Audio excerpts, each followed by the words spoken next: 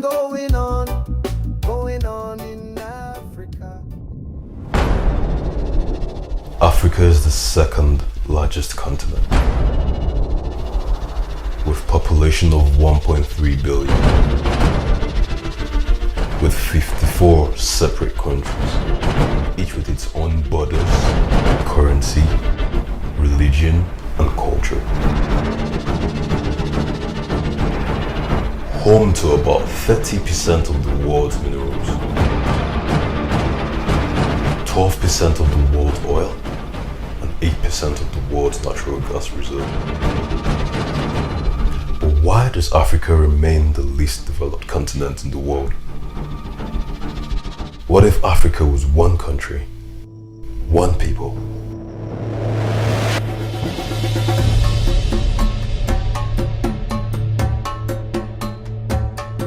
We, as African people, did not set up these boundaries, these borders that we have to pay to cross.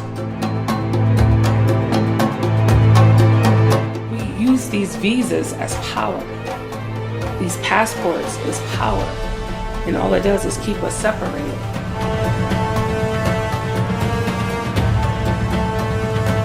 A lot of Africa is still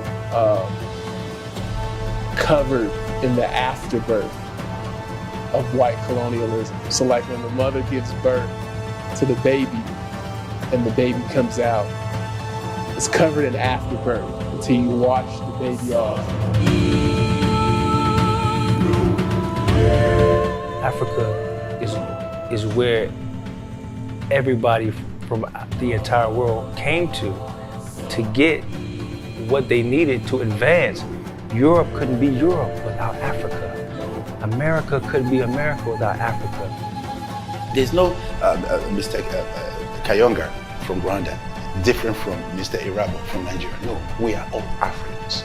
Our identity should be the same. If we are not united, we're going to continue seeing ourselves being exploited by the Europeans. We'll continue seeing ourselves being divided by the Europeans. But when we come united, we are stronger and we'll do much better. And the progress will be much, much faster.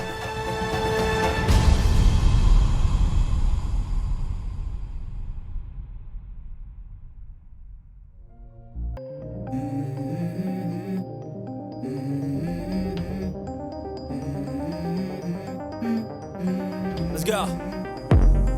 I wake up to a little bit of drool on my pillow, feel like it's I gonna was be a always bad day. interested in Africa because my mother, she initially went to Ghana in the early 1990s. She took a whole lot of pictures, and when she showed us the pictures, she had a story behind each one, and every story was like fascinating and unique. And she said it with like a love and a respect for Africa. I think that put the love in Africa for me back then. I was about seven or 8 years old at the time. So that's what initially got my mind interested in Africa. And that's where the love and respect started way back then. Came here from United States of America, specifically Atlanta, Georgia. Always had that interest in the return to Africa. However, the return, not necessarily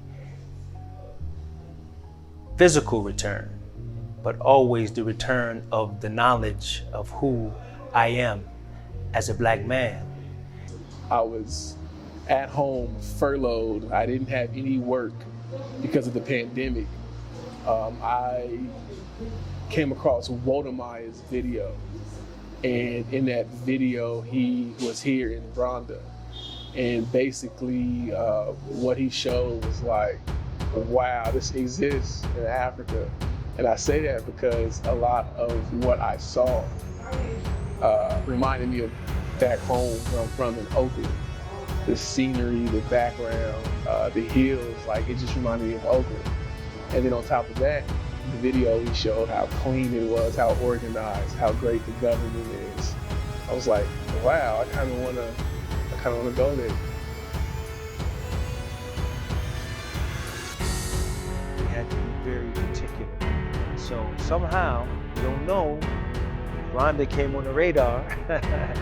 Never intended to look east, but we were directed in this way as far as the continent of East Africa. And it kind of checked off a lot of different things that were necessary for us to continue and to progress in our existence and to further our living. So, Rwanda, so far, Rwanda has been really good to us.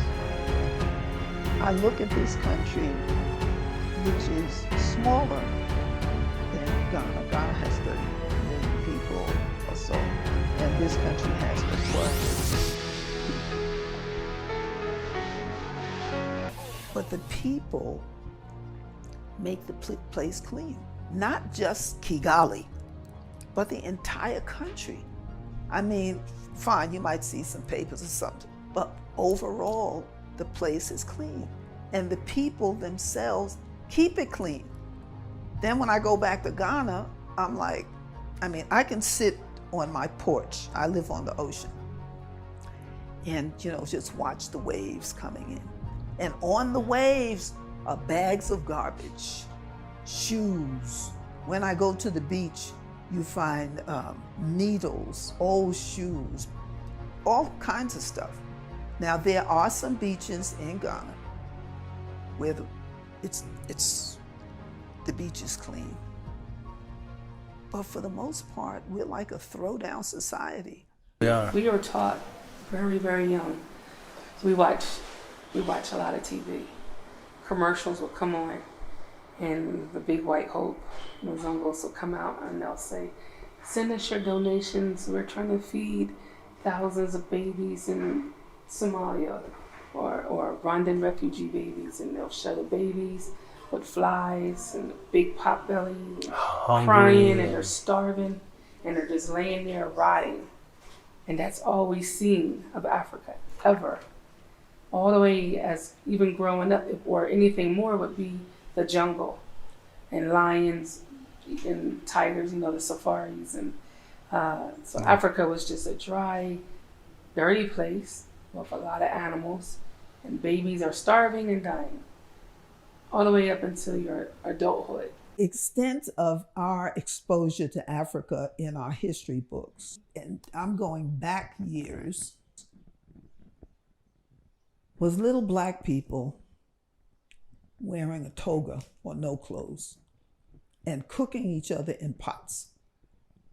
And you had Tarzan, who was swinging through trees, come to save the heathen. Okay, riding on an elephant, okay, with boy, okay. That's what we knew about Africa. That's what took me so long to get here. Because when I first got to Africa, I will say it every time, I was pissed off.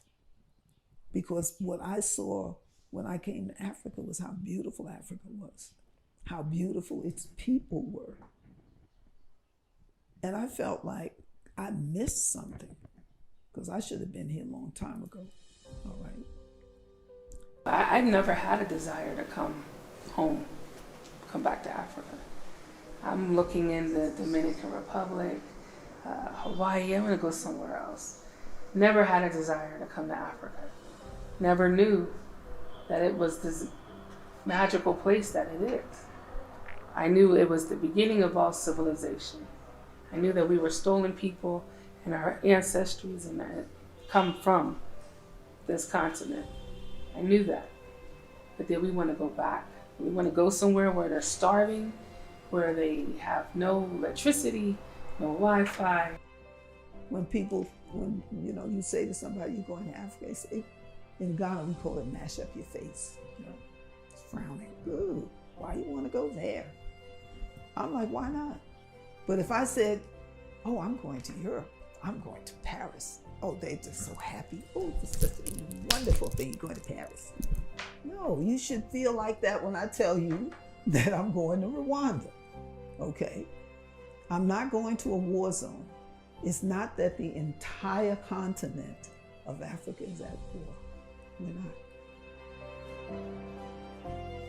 Prior to me watching Wodamai's video, I didn't know. I thought Rwanda was still recovering from the genocide in terms of needing basic things, you know. I hadn't seen images of Rwanda since what we saw from the genocide. That's what's so amazing to a lot of people in America, because we don't even know what Rwanda looks like today, or even what it looked like 10 years ago. And a lot of it looks much better than the United States of America. Rwanda is, as far as I'm concerned, and as other people to speak to, they are the shining star of Africa. They've shown what you can do under good leadership. You know, a lot of things I like about Rwanda. I like the fact that more than 50% of your parliament is female. That matrilineal presence. We don't want war. We want our children, our husbands, our families to be able to grow together, to love one another. Here, the leadership is for the people, and we like that. We like someone that takes an invested interest in the people that he's serving. We like the military background of Rwanda. We like the protectiveness. It's scary, but it's good knowing that they're here. It's a secured country.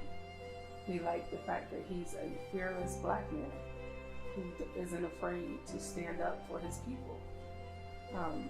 We love that. And that's the type of people we are. So we look for a leadership that is going to be for the people. And as it's also welcoming Black Americans or other Black expats to come and invest in Rwanda and be treated equally. I can give you 15 examples of the reason why we're here. Now, when you talk about investment, one of the best places to invest in right now is Rwanda. The government have made it so enabling for everybody who comes here to find a reliable place to invest. Whether you're in EV, like I am, I was EV. You know, we have all kind of breaks. And there's no discrimination as to where you're from. The fact that you're from Nigeria or the fact that you're from Ghana, they will not deny you that. So long as what you've come here to do is sensible, it makes sense, and has solution for everybody, not just Rwandans. The solution is African solution. That's the reason why all of us are here. I remember when I was younger, in school, there was a guy from Kenya who came to visit and talk to the school. And at this time, I was pretty much informed about Africa. I knew it wasn't backwards and savage how it was portrayed. And so we had like a school assembly where all the students sat down, and we heard this guy from Kenya. He was explaining how his life was growing up, where he went to school and this and that. And there was a question and answer session afterwards. And this boy he asked a question. I'll never forget this. He says, "So do you eat with spoons and forks in Africa?" And he was like, "Yeah, we eat with spoons and forks in Africa." Like, but he didn't mean any, the boy didn't mean any harm. It's just that's what we were shown, you know? So it was like a surprise, you know? And somebody said, "Do they have cars in Africa?" It was like, everything was, the questions were really basic, you know, things that students should have known. But like, we know about Europe, we know about Asia, we know about Central and South America, but nothing of Africa, you know, nothing about Africa is shown to us.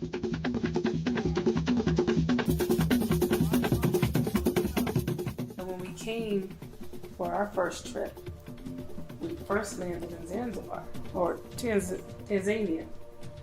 And I'm looking, and it took about 2 days of me being upset. So like, they done tricked us. This isn't what they told us. And it's busy, it's a city. It's on and popping, and everybody's got stuff to do. It's beautiful. Then we go to Zanzibar, and oh my God, it was the most beautiful beach I've ever seen in my life. And I've been to many. We love water. Zanzibar was the most magical place I've ever witnessed, ever been. And we spent the week over there. And then we flew over here to Rwanda.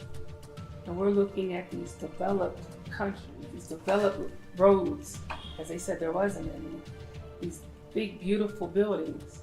and houses that look like from Hollywood, from Florida, different areas of the US that we travel to all the time where the rich and famous live.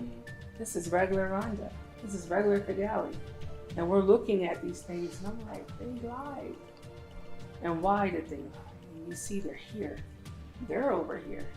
And they're reaping the benefits of the beautiful people here and the land and the low cost of living and the relaxed environment. They're getting all those benefits. We're still over there, mental slaves to their system, trying to survive, trying to make life happen in the US the way that they taught us, while they're over here living it up. A lot of Africa is still covered in the afterbirth of white colonialism. So like when the mother gives birth to the baby and the baby comes out, it's covered in afterbirth until you wash the baby off. So Africa is removed from its colonial masters, but it's still covered in the afterbirth.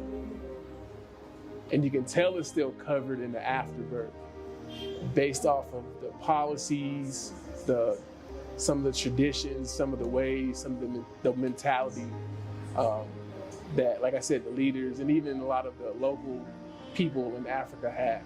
Something that I learned when I first came here to Rwanda, and I learned it from His Excellency, and I can't quote it directly, but in essence, he says, we don't need Westernization. We don't need that. We just need modern Africa. We are capable, meaning the Rwandan people are capable, just as the Western world, to be able to provide a reality for ourselves, be it economic, be it educational, whatever the case may be. So I think that if we could just understand, and I say this not just for the African people, but for the Black American as well, because it's the same suffering mentally, that we don't see the value in who we are.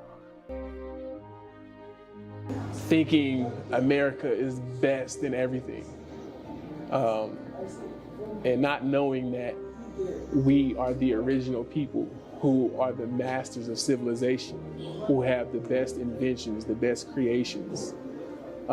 So looking to others when we should be looking to ourselves, that's being covered in the afterbirth. I mean, when I look at the resources that Africa has, Africa can take care of the world. We can feed the entire world. So why are we having cassava brought in from China? Why is it everything that you look at says made in China? Darn near everything, whether it be your panties, your shoes, why not made in Rwanda? Okay? And so we tend to downplay our own potential. You know, Africa, for the most part, it's poor.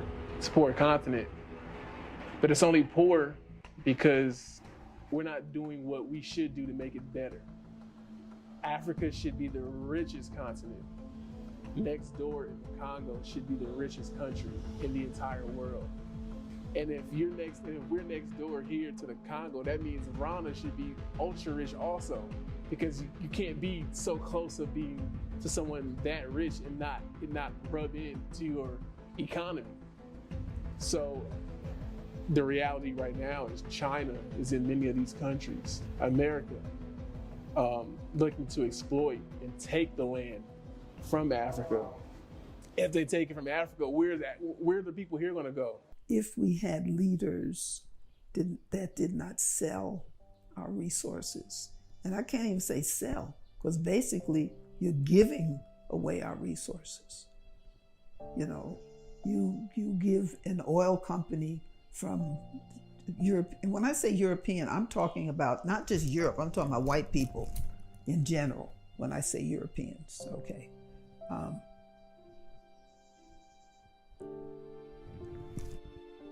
We have oil. They discovered oil. We give them a 99-year lease, and they give us 3%, less than 10% of what comes out of the ground. We find lithium, enough lithium to supply the world. But instead of us doing it ourselves, we give it to the Australians. We give them a 10-year tax break. And the amount of monies that Africa is going to receive is pittance. Corruption kills any possibility of us being a strong community. Here we're here, little corruption. So he puts the investment back into the people. Like, he keeps it tight. You're not going to come over here and just create anything, just do anything, and not have his people involved. It's just not allowed. So they come out and they check. Are you hiring the community? Are you buying land, and are you having our people work it? I mean, where's the people at in your plan? Because that's what's important over here. And that's great. That's how you should be. You don't let people with money and power in their minds, they have money, they have power, come over here and take everything from the people because of the dollar. And other African countries allow it. When people make a decision collectively that we are going to build this country, everybody plays their part. There is nobody that can bring them down. If everybody plays their part in a particular country, that this is the direction we are going, and everybody agrees, there is no break them apart. But other African countries are not the same. Rwanda is a good example. When they make a decision that this is the path we are heading, it doesn't matter if you are 10 years old, it doesn't matter if you are 100 years old, everybody falls into line, and it's always a very progressive agenda. And most of the policies you see here in Rwanda are not selfish policies that benefit just the politicians alone. They are policies that benefit the people. So it's something that you can look and say, it's quite relatable. You know what? They're going to build 6 different roads, spreading all the way to 100 kilometers. I want to be part of it. If I have to pay my taxes to make it work, I'll pay my taxes to make it work. But in other African countries, I'm sorry to say, because of corruption, they put the money in their pockets. So for there to be meaningful development in this African country, the politicians have to take their hands off the public coffers, and send a message to the people that we are less corrupt. We're going to work as one to develop this continent. I love Ghana. Ghana is a beautiful country, but it's also very corrupt. Corruption is so high in so many countries. One of the things that I love about Rwanda is that Rwanda has 0 tolerance for corruption. Now, that doesn't mean that, I don't have shades on my eyes, that I don't think that corruption exists, because it does. Okay. But we have a leader that will stand up for that.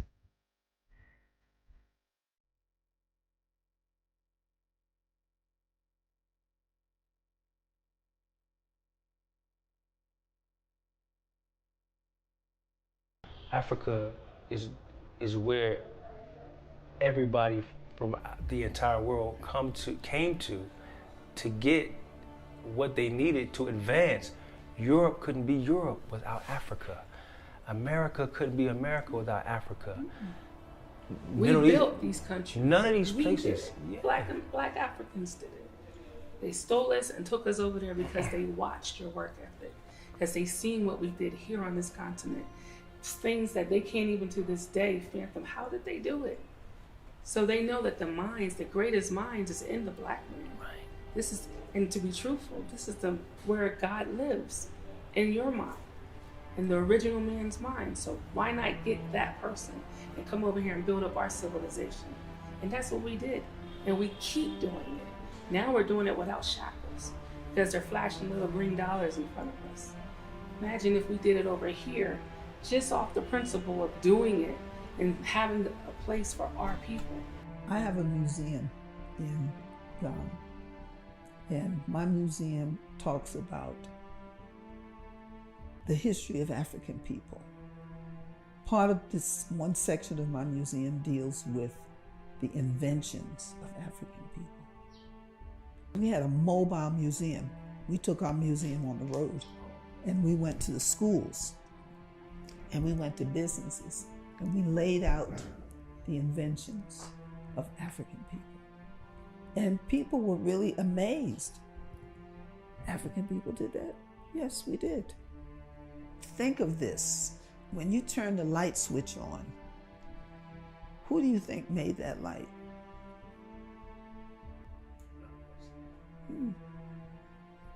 You're just taking a wild guess because you don't want me to get mad at you.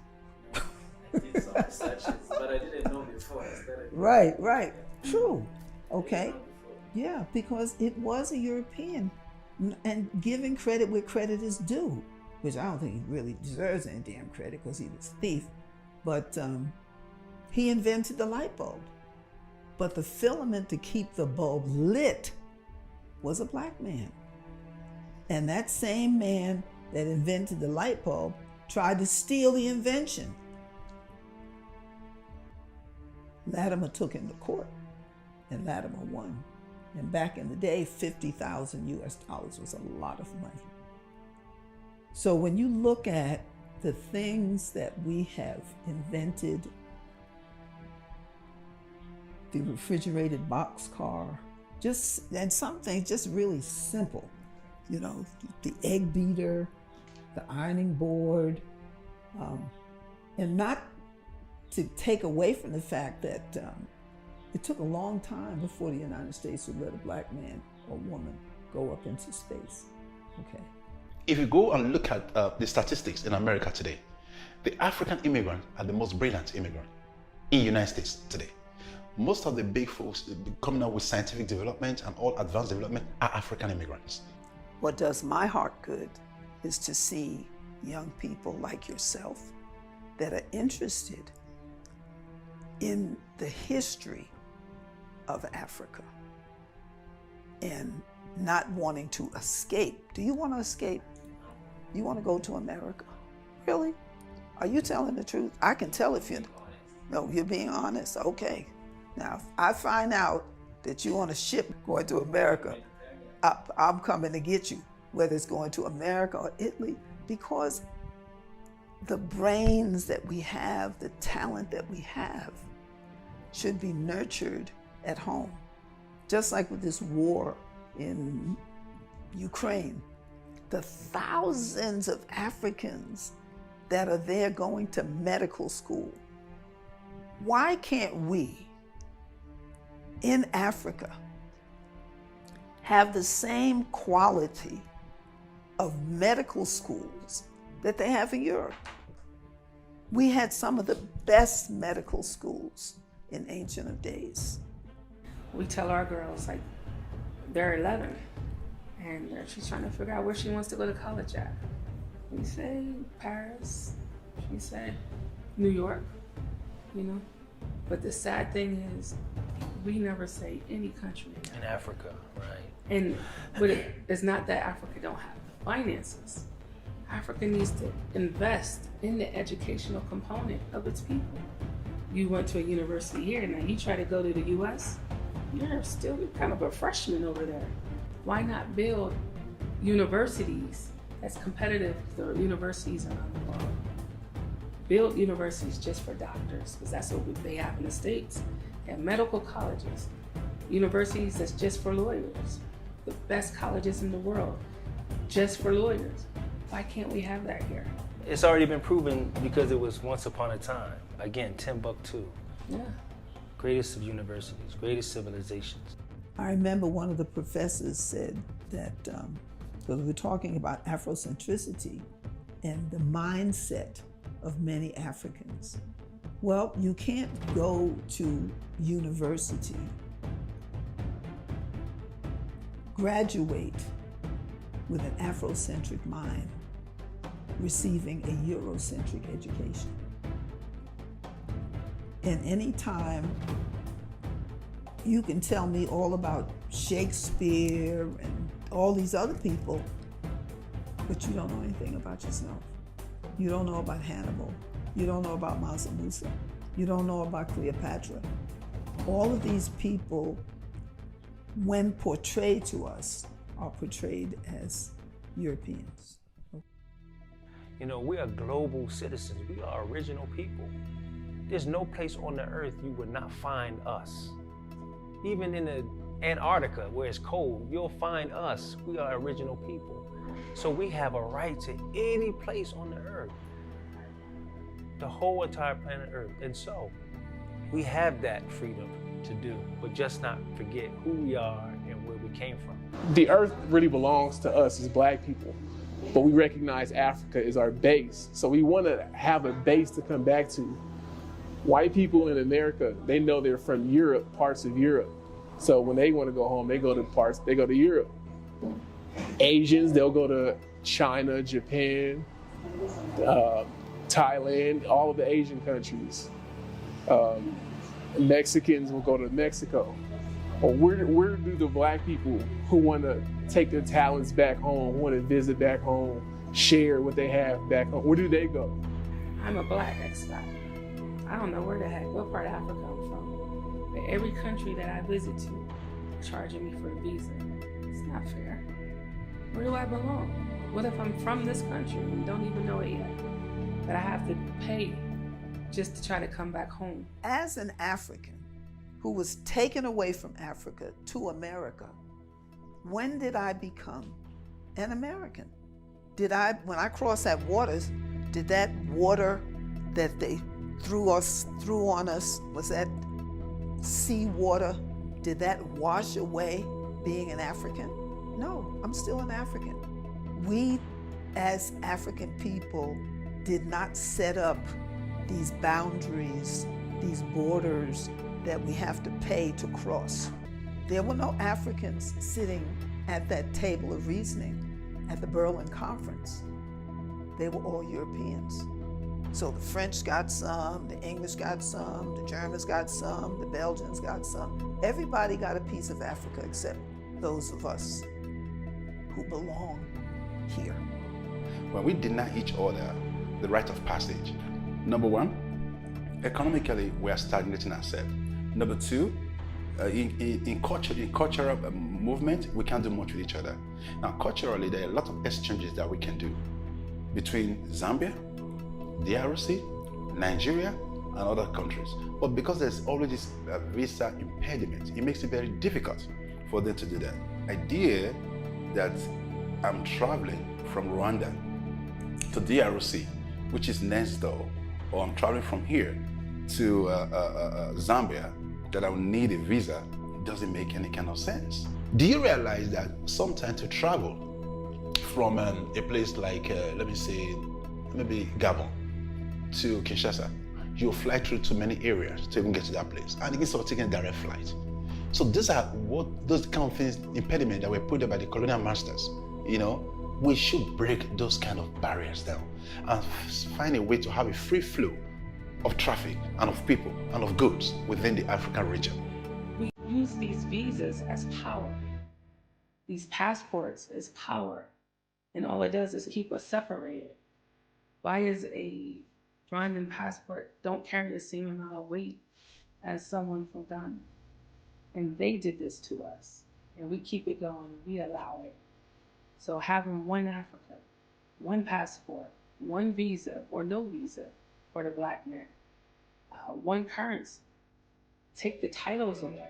I don't care if you're from Uganda, I don't care if you're from Ghana, take the titles away. Then you can start to see we're building as a people. I would really like to see us moving together as one Africa. I don't want to buy my stuff from China. I want to buy it from you. Okay. Why can't we make cars here? I mean, they're here, but we as African people should be trading with one another. That's how we're going to get better. That's how we're going to be able to enjoy the resources that other people are enjoying, that foreigners are enjoying. Do you know how many people don't know that Africa is a continent and not a country? We got 54 countries. Now, even if half of those countries were on the same page. And we were dealing with one another. We make our own clothes, we make our own furniture. There isn't anything that we as African people cannot do. And a lot of times we do it with nothing. We need to realize what's happening to us, Black people as a whole throughout the world, and have a mentality of, okay, it's survival time. Because they're surviving. They're doing what they have to do. They won't come together for a big conference to cut up Africa, or whatever part of Europe they're from. They'll sell whatever difference they have to take advantage of us. But we need to put down our differences, to survive. And because it's the proper and right thing to do. Africa is the new me. It is the hot stuff. I mean, yeah, it always has been. How- And saying we, meaning we, specifically Black people, because understanding that in the States there's a misinformation on purpose of a view of Africa and African people being primitive, uncivilized, underdeveloped, to put a thought in mind that that's something that we will not go to or go back to. No, Africa is actually the rooted civilization, and from it has all of the resources that is sustaining the entire world. The war, Ukraine, it's everywhere. It's when I turn on my when I turn on my computer, Ukraine. When I turn on the radio, Ukraine. But does anybody understand what's happening in Ethiopia? Do you see Ethiopia all over the news? You don't. But when it comes to Africa, they get quiet. Do you know how much exploitation of Africa and African countries is going on? Whenever Black people start to rise mentally, financially, in any way that would advance Black people, it threatens white society. And white people, what they tend to do is they threaten by saying they'll withhold funds, withhold this, withhold that. But Black people around the world are at a watershed moment. We're at a moment where the waterfall is here and we have to make a choice between going left or right. So are we still going to be fearful so we can get aid? Or are we going to say, you know what, we don't need Belgium, Germany, Spain, America. We don't need these countries. I can partner with my brothers and sisters in Uganda. I can partner with my brothers and sisters in Congo, in Ghana, Nigeria. My brothers and sisters in America. Until and unless we come together as an African people, trusting. Because look at us historically. You look at Patrice Lumumba, who said, we can do this ourselves. We don't need you. They didn't need the French or the Belgians. So what did they do? They killed him. You look at Martin Luther King, who said, we don't need to be in Vietnam. That is not our war. They killed him. You look at Malcolm X. They killed him. Gaddafi. When Gaddafi talked about bringing us together as African people, changing the currency, making it work for us, they killed him like a dog. Okay. We both being students of the teachings of the Most Honorable Elijah Muhammad and followers of his premier student, the Honorable Minister Louis Farrakhan. And we're taught that from the Most Honorable Elijah Muhammad that our unity is more powerful than a nuclear bomb or an atomic bomb. All we would need to do is just unite. unite on not just in shared space, but one common cause, one purpose, and understand, as previously mentioned, understand that we have a capability of being able to exist and live and flourish within our own selves. We don't need to abandon who and what we are. And so Marcus Garvey said, "Up, you mighty nation, accomplish what you will. Just get up, man." For Africans, this is what we're looking for. We're looking for a situation where Africans can begin to see themselves as the same. There's no mistake, Kayonga from Rwanda, different from Mr. Irabo from Nigeria. No, we are all Africans. Our identity should be the same.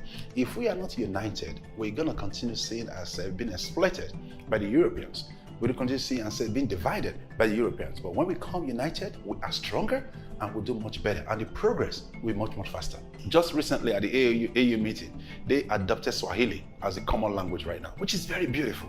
You know, I don't speak Swahili, but I endorse that. So that has given me now an identity that the common language of all Africans is Swahili. I can say something to you in Swahili, Asante, something so that simple. So it gives me a little identity now as African, that I have a language that I can tell everybody that we all hold on to, which is Swahili. I know in certain countries, there can be like up to 100 different local languages spoken, not even international, but local languages spoken. And then a lot of tribes, and, you know, you're this tribe and this tribe. We come from West Africa mainly, but we were forced to have to unite in order to survive. So we didn't have time to have those conflicts on the slave ship. And even once we got to America, it's like, okay, you're from this part of Africa, I'm from this part of Africa, you're from this tribe, I'm from that tribe. But we didn't have time to have those internal conflicts because we needed to survive. And I was saying that we need to have that mentality here on the continent. One of the great examples on the continent is His Excellency Paul Kagame, because he's already taken those steps. I think about 27 years, it's not a long time. And just within 27 years, from where it fell to where it is now, major, it's major. But it came from a mind, a leadership, and a vision. And those steps are steps that I think that most of the country, the continent, could follow, take heed to. One of the things that I think that people were taught or they learned after this genocide, and sometimes even myself, you know, I think about it, I said, how do you forgive someone that's done something so terrible?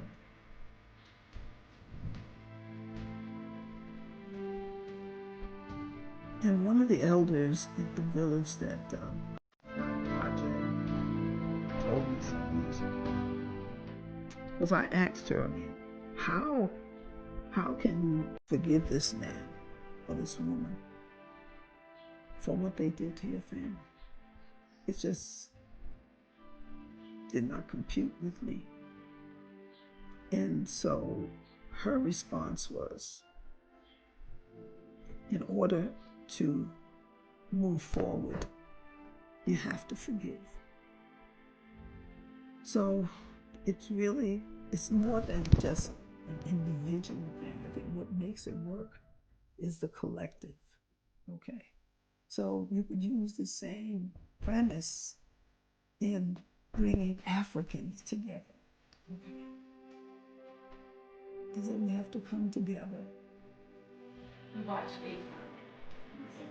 He was already rich, but a rapper, a singer, mixture. You could have took that money and all his lines and really be rich. There's things that he really respect. When he did this like, people liked. He's traveling all over making sure that I don't know what you're saying. It just takes brilliant minds to think out of themselves. How would I help? Think out of themselves. It's a blessing. to be a blessing. We can walk in that concept, isn't that right? We'll live up the whole concept. Over it. I was happy to hear about, and I don't know the fullness of it, of what you call Rwanda Day. With those of the Rwandans who may be living abroad, that they recognize a day for all Rwandans in that space, in that place, to come together to remember, I am Rwandan. I have a responsibility, and that's beautiful. I think we need to work on establishing our relationship on both sides. Okay. As diaspora Africans, we don't need to think that we're better than. I'm not better than you. Okay. You know, there's over 100 million Black people around the world from Africa originally who are now around the world, particularly in the Western Hemisphere, America, Central and South America. 100 million, that's a lot of people. And a lot of them are highly skilled. So everything that Africa is looking to do, just bring them back. We would love to come back and help.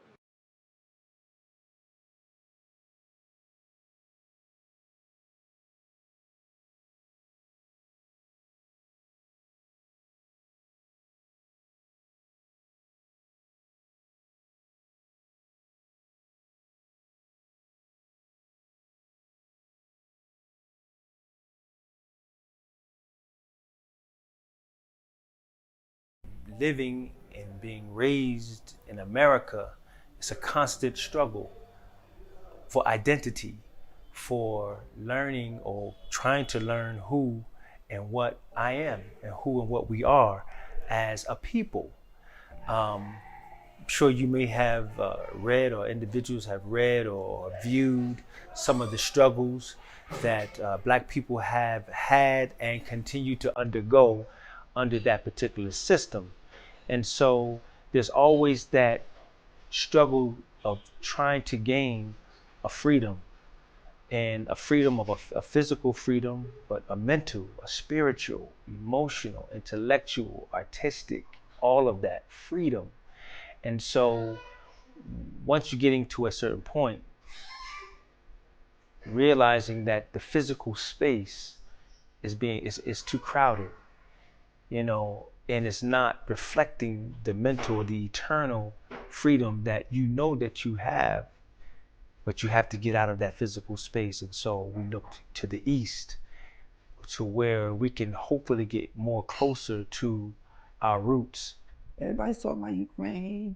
The United States is opening up its doors because they are refugees. But when the Haitians, the Spanish try to get into America, most of them, they're not called refugees, they're called illegal immigrants. Okay, people of color. You listen to some of the news reporters that, you know, people, oh, it's terrible. How can this be happening after all? These are not uncivilized people. These are blonde, blue-eyed Europeans. You know, what the hell are we? Okay, we're savages. So I could, using that example, I can travel from one state to a next, and in my travel, I could be stopped by a law enforcement officer, if you will, depending on what I'm driving, and just depending on the mood of the law enforcement officer. That might be the last time that I will be seen, if you understand what I'm saying.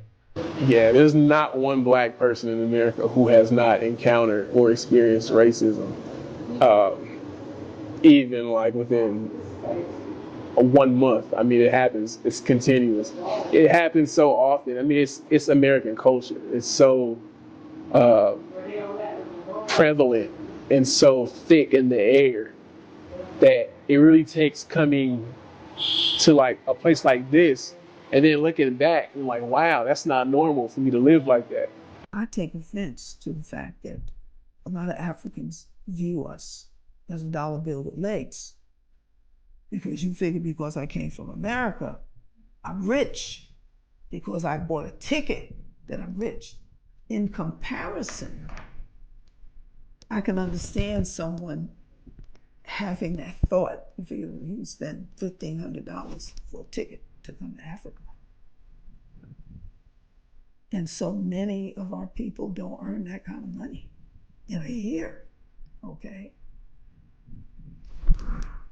See, part of the problem too that causes people to think like that, one, your people, we as Africans go to America, we go to England, we go to all these other places. We never come back and tell people the struggle that you went through being there. You don't discuss the racism. You don't discuss the fact that you got 10 or 15 people living in an apartment, sleeping on the floor, trying to make it work in America. How do our doctors and engineers go to America and can't get jobs other than driving a taxi, working in McDonald's? People don't come back and tell that story. When you watch television and see all those glamour of Las Vegas, California, and all of them, and you look at where you are, it's very difficult. To even eat is difficult. You have to walk from here to. No. If you see it that way, you're denying yourself of a big future that you could have had. If you move to America, you would not be a first-class citizen. It's not possible. I don't care how much you have. If you move to London, you will not be a first-class citizen. I don't care if you have $1 million.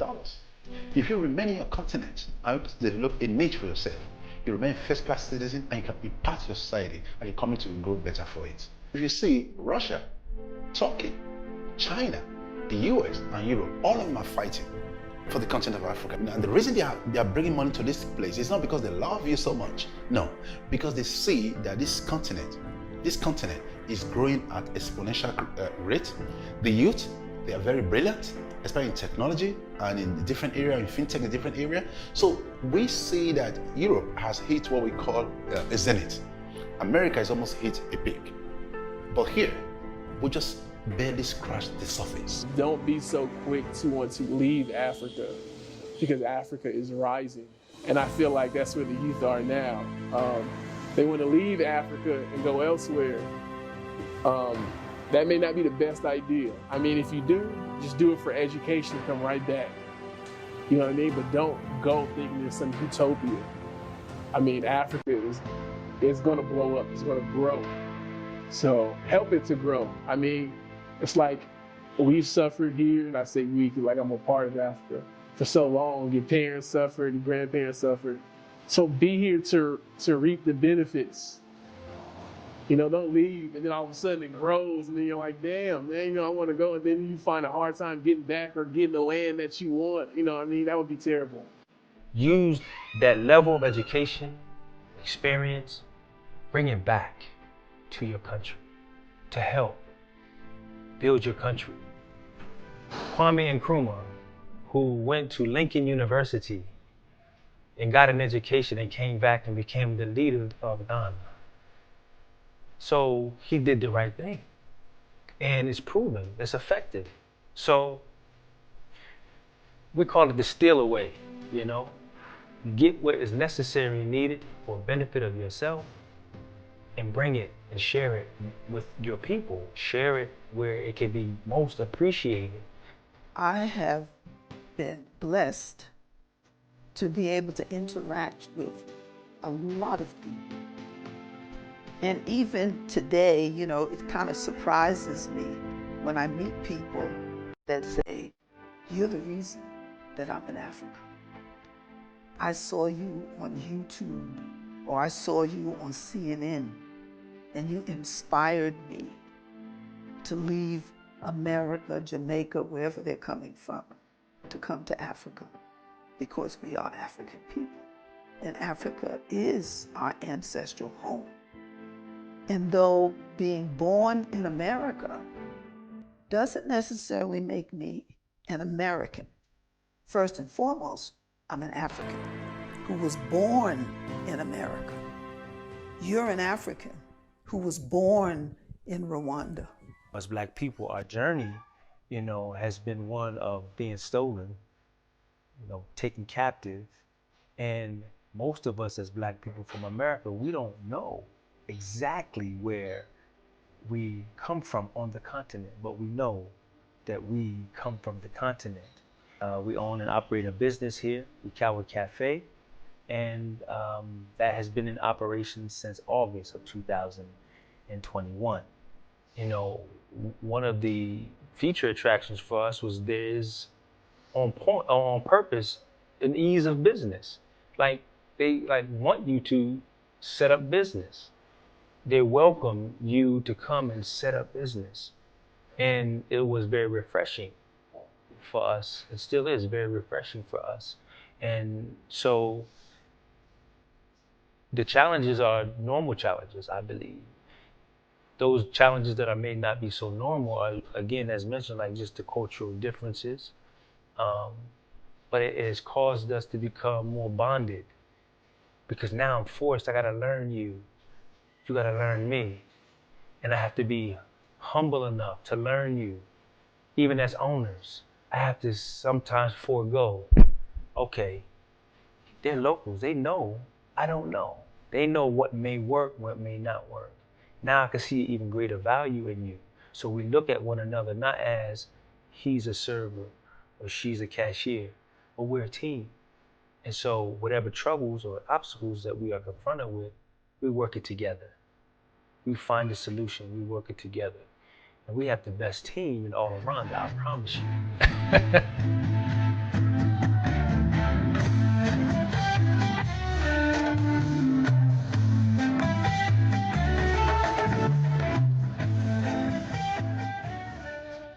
The president of Safi Universal Link.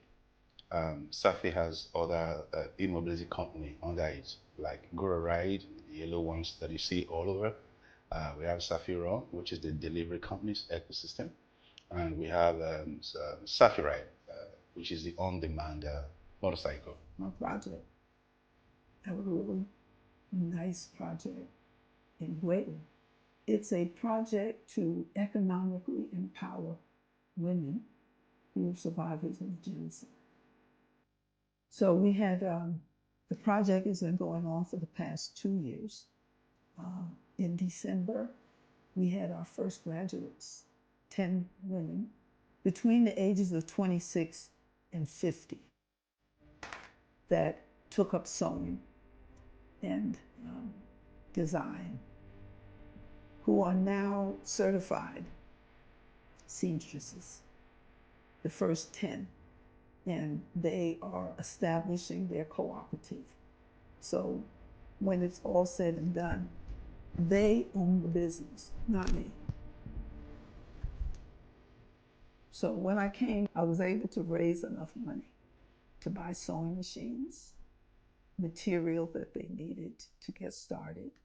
And we had 10 machines, 10 women, 10 machines, and 2 instructors.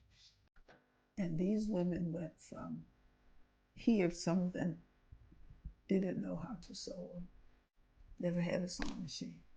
They went from here to here.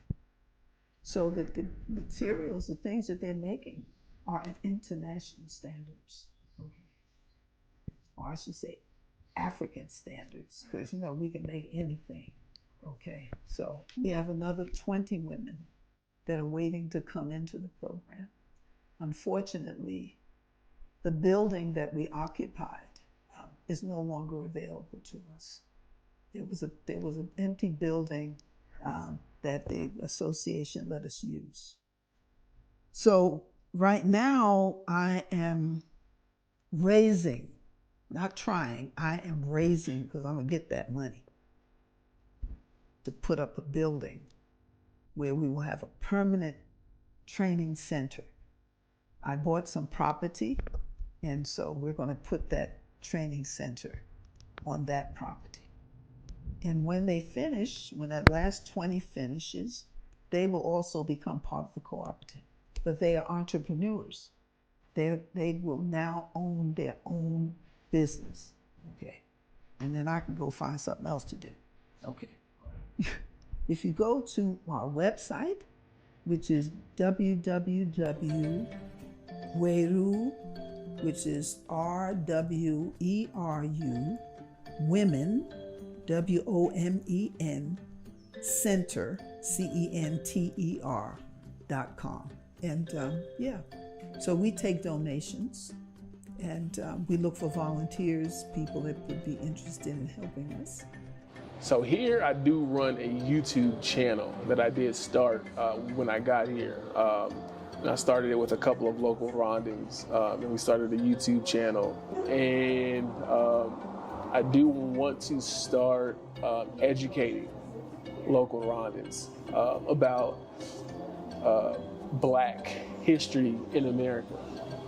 You know, a lot of Africans, they don't know what we've been through and what they've been through. And I'm going to connect the two because, you know, we're one. Like, when they took us from here, what we went through, like, that part is kind of hidden. It's like, oh yeah, they were slaves and they did them bad, and I kind of don't know what happened after that. They're there. But a lot happened, a whole lot happened that made us the way we are in America. And I know a lot of Africans don't understand why Black Americans act the way they act, do things the way they do. And it's all because of the process of how we got there, how we had to survive being there, and just the culture we created while being there. I want to see Africa accept the brothers and sisters in America. And I want to see America, the Black America, accept Africa. I want there to be a huge, you know, international trade going on between the two. Don't let others come in and destroy the greatness of what America could have been. I want to see that for Africa. And I say greatness in terms of magnitude, not good. It's not good. So as great as it is, I want Africa to be even greater. I wish Africa to be the Black people as Israel is to the Jewish people. Let us come home. We're the prodigal son. Let us have a place and a space that we can have, a territory that we can call our own, and that we can just not just survive, but to live, to know really what living is like, you know. And I wish for Africa to be what it once was, the greatest of all civilizations, man, the greatest of all universities, wealth beyond wealth, you know. To this day, Mansa Musa is, you know, the king of the Mali Empire. There's no one who's amassed nowhere near as much wealth as he has. But that for all of us, as Black people and Africans. So I wish for that, I do.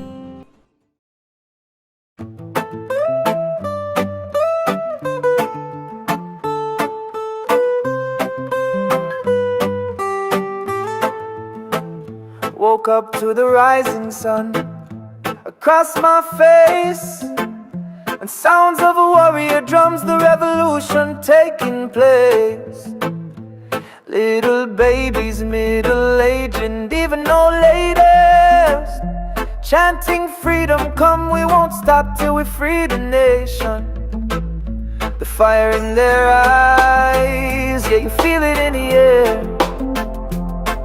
No more chains, no more lies, we rise from despair. Freedom come, we chant it loud in the street, with bare feet marching to the rhythm and beat. Freedom come, let the whole world see the power of love and unity. Freedom come, from the mountain to the sea. Jah light shine down, now we breaking free.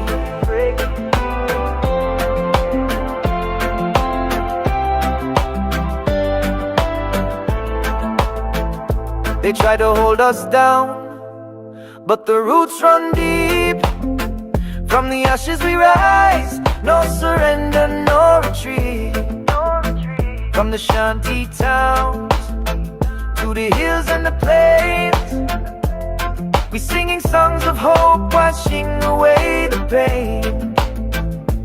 children dancing, elders blessing this ground.